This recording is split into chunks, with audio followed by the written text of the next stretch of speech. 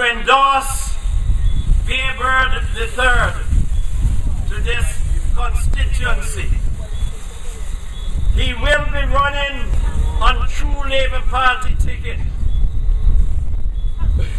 If elected, he will be the third BC bird to be elected, and therefore will be going into the book of records, because you don't have nobody with three names in a no political party. They might have the surname, but BC Bird 1, 2 have gone. Talking to me. And the third one is coming now. Yes. I am endorsing him, and I would like you, the constituency of Rural South, Yes. to endorse him, so that on election day you will vote for him, thus creating history. History in Antigua is basically dead, and we have to get some things back in the history book. Not the white man as Drake, Hawkins and Raleigh, but the birds. Now, my dear comrades and friends, my family, I would like you to know, listening to the radio, I became a bit confused. I understand that the leader for ABLP says he's going to make 500 houses in 500 days. Yes. And the UPP, he said they will make 365 houses in 1 year, which is 365 days. So when they sell the land, will they get one of the houses too? This is my problem, because with no work being found for our poor people, how can they buy houses when they don't build the 500? Is it that the CIP will step in then and we start to have all kind of different, I wouldn't say denomination, what I say is different country people coming to live in Antigua? Then if this happens, we have quite a lot of Chinese right now. I am wondering if perchance the present government and even the opposition is thinking of changing the school curriculum and bringing in the Chinese language so that we learn Chinese, so that we can go in the Chinese shop for buy what we want and hear whatever say about how. You have got to open your mind. They might sound simple, but they're big. Because if you do not, what will eventually happen is your children's children are going to become slaves once again. When I start thinking that BC Bird did not go to a secondary school, he bought all the lands from the city again. And those of us who went to secondary school and claimed that they go to university are now selling the land back to them sort of people there. Are we troop it? How can we sit back and accept this as a norm?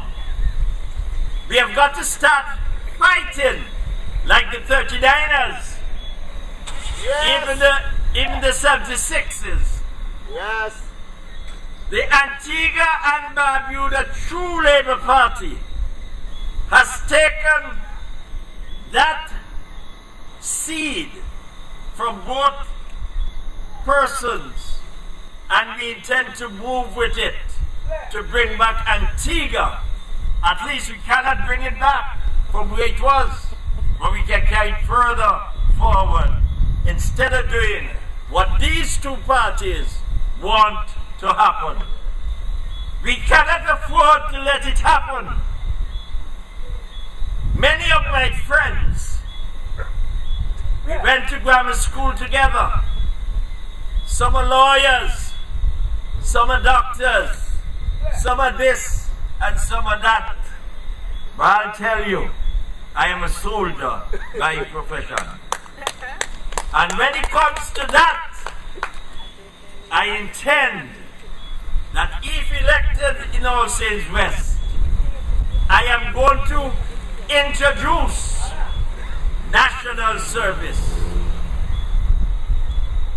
If we cannot protect what we have, who is going to protect it for us?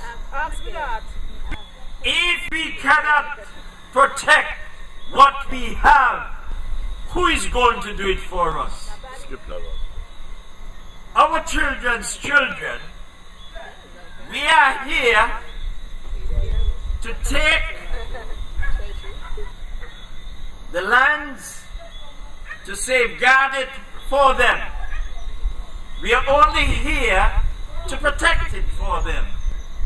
But if we lose that sight of going forward, what will eventually happen is, even the land your great grandfather bought, and he had the title deed, they won't get it.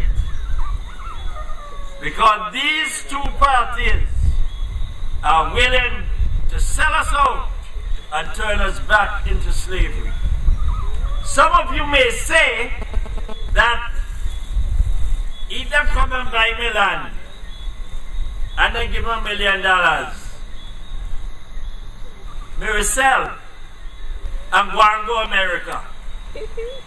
I know this is how many of us are thinking, that we can go America or Canada or some other little island without $1 million. But then when you want to come back home, where you go? We have got to face reality. God moves in mysterious ways. And I'm telling you that if you do not keep the 11th commandment, that is, thou shalt not be found out, you'll wind up in trouble. We have a lot of work to do if we want to save our country. So far, we have 5 constituencies that we are fighting to represent. Some people think that we should try and get even 9 so that we can take the government. It is good. But all you have to do to some who wants to come with us is to give them a couple $1,000 and they change their mind. I am not afraid to talk. I am not afraid of anyone because my reputation is with me. When the Lord talks and you listen, you follow exactly what He wants you to do. You cannot hear to go there and you look and turn around and go somewhere else. Because if you do that, you're not going to prove that you are the leader that you intend to be. Many of our leaders, if you were to question them, They have never been in any youth organization. I hardly believe some of them went to Sunday school. But I will not trust my own thoughts for thinking they didn't go to Sunday school, because our forefathers then used to make sure that we go to Sunday school. But I know for sure many of them have never been in any youth organization and therefore have no leadership trait within them. They go to university, and when they go to university, the professor said this, the professor said that, and they believe what the professor says. And they come back home and want to give us that BBS and want us to believe that because they have a higher education than us, that they're right, and now we're wrong. Some of them don't even know the history of Antigua, much more Barbuda. And they want to get involved in the political arena. We grow up with many, many, many difficulties. Some of you may not remember, but I'll try and remind you that as a young person growing up, if you're in your 60s or 70s or 80s, that you used to go to school, sometimes just for half day. Sometimes you go to school and don't go on a Friday. And then when the crop comes, you have to go and help people with their canes to take it to the local line. Tourism is our business. But we have closed our eyes to what helped the tourism trade to blossom the way it did in the 60s, the 70s, and the 80s. There are so many things that I can explain to you, having worked in the tourist industry in all departments, from the bottom to the top. I know what I'm talking about. I would like you to realize that what True Labor has in mind is to push Antigua back on the map so that we can become again the gem of the Caribbean. It is not easy. It will not be easy. You got to make up your mind that you're going to fight for what you want. Do not think about yourself. Think about your children's children when you go to that box to vote on election day. In this constituency, there will be 3 candidates. What I want you to do is to examine all 3. Examine them thoroughly and see which one you can sit down and talk to, which one can help you to go forward legally, spiritually, and even with the health-wise. Because I know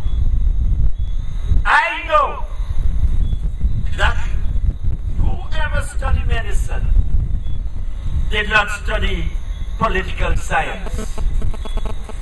And I can tell you too that I do not believe that individual has ever even been in the Boy Scout, Boys Brigade, Pathfinders, none of them. Brownies. It is up to you, the people in this constituency, to examine all three persons and choose the best, who you can sit with and who will move the constituency forward, thus creating history within this constituency. And not only in the constituency, but in Antigua on a whole. And after that, what may happen? What may happen is, people may start to name their picnic after them.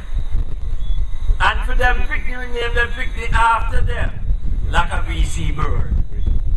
And therefore, when that happens, you're getting competition now to see who can run Antigua and who can. I want you to realize that there are many dark spots in Antigua. There are many areas that has been damaged. There are many areas that where water used to run has been blocked, thus causing dams like Potworks Dam not to have in the amount of water as I hear the professional was talking about today. We are not stupid. We are not stupid. When I hear people talk about education, and that UPP has done more for education than ALP, it grieved my heart. You know why? If they had what BC Bird had, we would have been better off today. Because BC Bird realized that we could not get any further than where the Moravians and the Methodists took us, learning the 3 R's, that is reading, writing, and arithmetic. They're the ones who started us off.